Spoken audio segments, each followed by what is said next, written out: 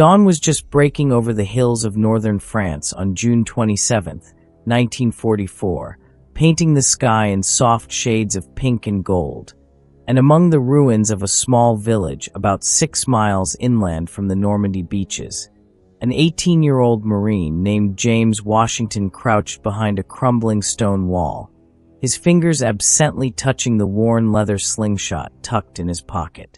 He had no idea that within a few short hours, the childhood skill he'd learned hunting rabbits back in Georgia would save dozens of American lives and become one of the most unlikely stories of the entire war in Europe. Washington was part of a segregated African-American logistics unit, the 658th, and his job was simple but dangerous. Deliver ammunition and supplies to frontline troops when regular vehicles couldn't make it through. The men called him Shadow because he had this uncanny ability to appear exactly when you needed him and then vanish again into the chaos of war. For 3 straight days, his battalion had been pinned down in this village, unable to advance, unable to retreat. And the reason was a single German sniper positioned high up in a church bell tower about 3 miles away.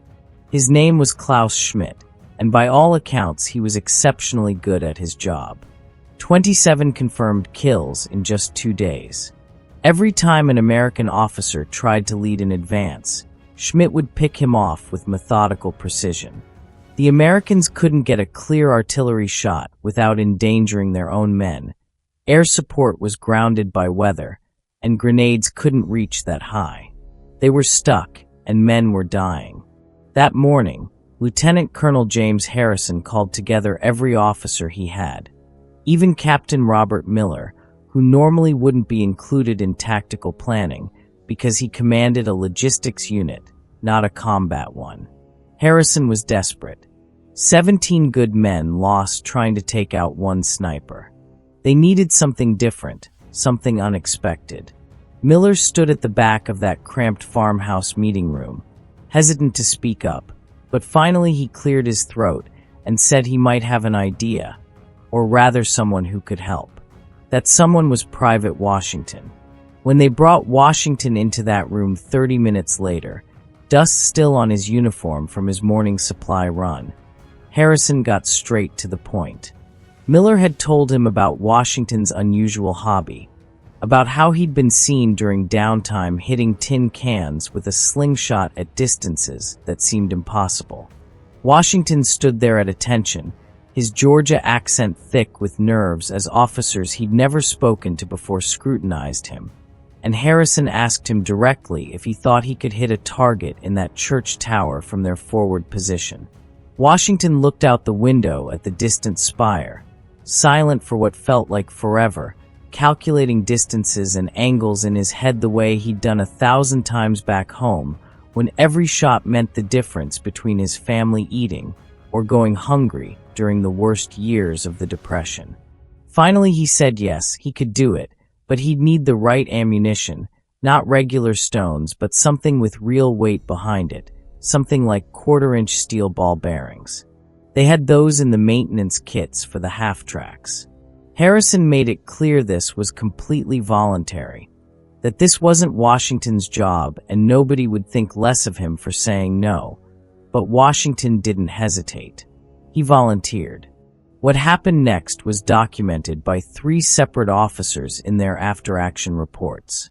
Washington was given a pouch with 20 steel ball bearings and escorted to the forward position, about 190 yards from that church tower, while mortars fired on the far side of the village to create a diversion and pull Schmidt's attention away. Master Sergeant Frank Davis went with him, along with a radio operator named Jenkins, and Davis kept muttering under his breath about sending a kid with a slingshot against a trained German marksman, but orders were orders. They reached the forward position at 7:30 in the morning, taking cover behind that same stone wall where Washington had been earlier, and the church tower stood there against the brightening sky, impossibly far away, impossibly high up. Davis counted 3 open arches visible from their angle, and through his binoculars he could see movement inside, Schmidt shifting between positions, always watching. Washington took off his helmet, pulled out his homemade slingshot, a Y-shaped branch with surgical tubing and a leather pouch that looked absurdly primitive next to all the modern weapons of war surrounding them, and he loaded his first shot. When the mortars started firing and the diversion began, Davis whispered that Schmidt was in the center arch, moving to the right, and Washington stood up smooth and calm, drawing that slingshot back to full extension, his breathing slowing down the way it always did when he was hunting, when he needed to make the shot count. The ball bearing arced high into the morning sky, and Davis lost sight of it against the bright eastern horizon. But then something happened in that tower. According to German records captured later, that first shot hit the stone wall about 6 inches from Schmidt's head, sending sharp fragments of ancient stone spraying into his face, one piece catching him directly in the right eye and temporarily blinding him. He jerked backward reflexively, knocked over his rifle, made enough noise that the Americans knew exactly where he was. Washington fired 3 more times in rapid succession, each shot striking somewhere in that tower, creating more chaos, more confusion, and Schmidt, half blind and believing he was under fire from some new American weapon he didn't understand, ordered an immediate withdrawal from the position. Within minutes, German soldiers were evacuating the church, and American mortars concentrated their fire on the now empty building, making sure the Germans couldn't come back. By 11 that morning, American forces had secured the village and were moving forward along the strategic road they'd been trying to reach for days. Not a single additional casualty. In his official report, Colonel Harrison credited innovative tactics and specialized skills, but he didn't mention Washington by name or describe what actually happened. Captain Miller, though, wrote the whole story down in his personal journal that night, noting that he'd witnessed something that defied everything he thought he knew about warfare, how one private with a homemade slingshot had accomplished what an entire company with modern weapons could not. The story might have been completely forgotten if Corporal Jenkins hadn't mentioned it in a letter to his brother, writing that a colored Marine named Washington had saved the whole operation with nothing but a slingshot, and how the guys were calling him David now after the Bible story, and how even the most prejudiced soldiers in the unit had changed the way they treated him. For Washington himself, everything changed overnight. Marines who'd ignored him before now included him in conversations, shared their chocolate rations, treated him like one of them. 2 weeks later, Captain Miller called him into his makeshift office and told him he'd been trying to submit his name for a commendation, but he'd been informed that due to the unusual nature of the operation and certain other considerations, formal recognition wasn't possible at this time. Washington's face stayed calm, and he said he understood, but Miller was frustrated, insisting that Washington deserved recognition for an extraordinary act that saved lives. Washington asked permission to speak freely, and then said something that stuck with Miller for the rest of his life. He said he didn't do it for recognition. He did it because it needed doing, and he could do it, and that was enough. He said back home he'd used that same slingshot to put food on his family's table during the worst years, and nobody gave him a medal for that either. And he was a Marine, and he'd done his job. Miller didn't know what to say to that kind of quiet dignity, so instead he gave Washington something unofficial, a small piece of scrap metal that Sergeant Peterson had fashioned into a makeshift medal, etched with a crude image of a slingshot and the words "Giant Killer" beneath it. Washington held it carefully and said it meant more than any official recognition ever could. 2 months later, during heavy fighting near the French-Belgian border, Washington was separated from his squad while delivering ammunition and encountered 3 German soldiers who'd infiltrated behind American lines.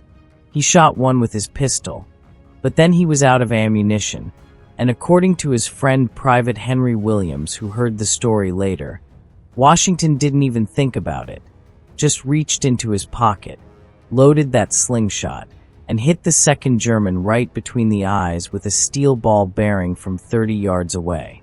The third soldier surrendered on the spot. Word spread fast after that, not just among American units, but apparently among German prisoners too, who started asking about the American with the slingshot, this legend that was growing around a quiet kid from Georgia who fought with a weapon out of ancient history. In December, Washington's unit got caught up in the Battle of the Bulge when the Germans launched their massive surprise offensive, and his unit ended up absorbed into the defensive forces around Bastogne, that critical crossroads town that the Germans desperately needed and the Americans refused to give up. They were surrounded for 7 days, ammunition running dangerously low, and Washington led nighttime missions into no man's land to recover supplies from disabled vehicles and fallen soldiers, moving silently through the darkness the way he'd learned hunting back home. On December 22nd, he and 3 other Marines were returning from one of these missions when they ran into a German reconnaissance patrol and got pinned down behind a disabled half-track. They had ammunition, plenty of it, but Sergeant Peterson, who was with them, didn't want to start a firefight that would alert larger German forces nearby. Washington pulled out his slingshot and loaded it with something Peterson couldn't identify in the dark, then whispered that he was creating a diversion. He fired 3 times over the German patrol, sending his projectiles sailing into the trees about 50 yards beyond them, and the objects he'd fired were damaged emergency flares that ignited when they hit, creating the impression of American forces positioned behind the Germans. The patrol, thinking they were about to be caught in a crossfire, retreated fast, and Washington's team made it back safely with all the recovered ammunition. By April 1945, as American forces pushed deep into Germany, Washington had been promoted to sergeant and given command of his own reconnaissance team. During the Rhine River crossing, his team was tasked with establishing an observation post on the eastern bank before the main force arrived. But when they got there, they found themselves within 50 yards of an undetected German machine gun nest. They couldn't withdraw without being spotted and couldn't engage without alerting every German in the area. So Washington did what he always did: he improvised. Using mud balls packed around small stones, he systematically targeted the area around the German position, creating multiple impacts in different locations, making it seem like a much larger American force was moving in to surround them. The Germans, believing they were about to be overwhelmed, abandoned their position without firing a shot. Lieutenant Richard Cooper wrote in his report that Washington had demonstrated a sophisticated understanding of combat psychology that went well beyond simple marksmanship, that he'd effectively weaponized the enemy's fear and uncertainty. When Germany surrendered in May, Washington had accumulated an impressive, if largely unofficial, record. Commendations from 6 different officers, though none specifically mentioned his slingshot, because the formal military structure simply didn't know how to categorize such unconventional contributions. Major Miller, promoted by then, made one final attempt to secure official recognition, writing to the Marine Corps Commendation Board that Washington represented the highest traditions of American military service, that his ingenuity and courage and willingness to employ unconventional solutions had saved numerous lives, and that if his methods didn't fit neatly into established categories, well, that itself was evidence of how exceptional his service had been. The board acknowledged his service, but said existing frameworks didn't adequately address what he'd done, suggesting his contributions would be noted in unit histories and informal accounts, which turned out to be exactly right, because while official recognition remained elusive, Washington's story spread through veteran networks after the war, became part of Marine Corps lore, got told to new recruits as an example of battlefield innovation and the importance of thinking differently. Washington went back to Georgia in 1946 and started a construction company specializing in precision work, and former Marines from his unit often sought him out for jobs, leading to the company's nickname, Slingshot Builders, which Washington initially resisted but eventually embraced. It took until 1969, 25 years after D-Day, for him to finally receive the Bronze Star for his actions throughout the European campaign, and the citation carefully avoided mentioning the slingshot, referring instead to innovative tactical solutions and unconventional but effective combat techniques. When a local newspaper interviewed him after the ceremony, Washington showed that same humility he'd always had, saying he just did what needed doing, same as all the other fellows, he just had a different tool is all. Major Miller, who became Colonel Miller before retiring, spent years advocating for what he called Washington's principle, the idea that victory often depends not on superior force, but on unexpected application of available resources.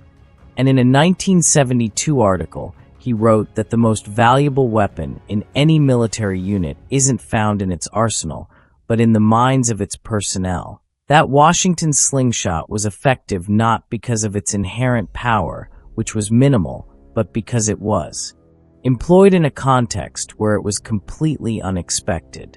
When Washington passed away in 1988, his funeral was attended by dozens of former Marines, including 3 retired generals, and his original slingshot was donated to the Marine Corps Museum, where it remains on display with a simple placard calling it an unconventional weapon employed with extraordinary effectiveness. European Theater 1944 to 1945. The church tower in France still bears the marks from his steel ball bearings, and it's become an unofficial pilgrimage site for Marines serving in Europe, who often leave small stones on the windowsill where Schmidt was positioned, a tribute to the Marine who proved that innovation and skill could overcome impossible odds. At Washington's funeral, his lifelong friend Henry Williams gave a eulogy that captured something essential about who James Washington was, saying that James never saw anything special in what he did, that to him the slingshot was just another tool like a rifle or a radio. But what made him special wasn't the slingshot itself. It was his willingness to use what he had, what he knew, when everyone else was looking for a more complicated solution, that he reminded all of them that sometimes the answer isn't more firepower or more men or more anything. Sometimes the answer is just looking at the problem differently. In military academics today, Washington's story gets studied not as some weird anomaly, but as an early example of asymmetric problem solving in modern warfare. And the slingshot solution has become shorthand for approaching overwhelming force with unexpected tactics rather than trying to match it directly. For the Marines who served with him, though, Washington represented something simpler and more profound, the American spirit of innovation applied directly to the chaos of combat. And as one veteran put it years later, Washington didn't just think outside the box. For him, there never was a box to begin with. And maybe that's the real lesson of this whole remarkable story, that sometimes the most powerful weapon isn't the biggest or the most advanced or the most expensive. Sometimes it's just the willingness to see a problem clearly and the courage to solve it with whatever you have in your pocket.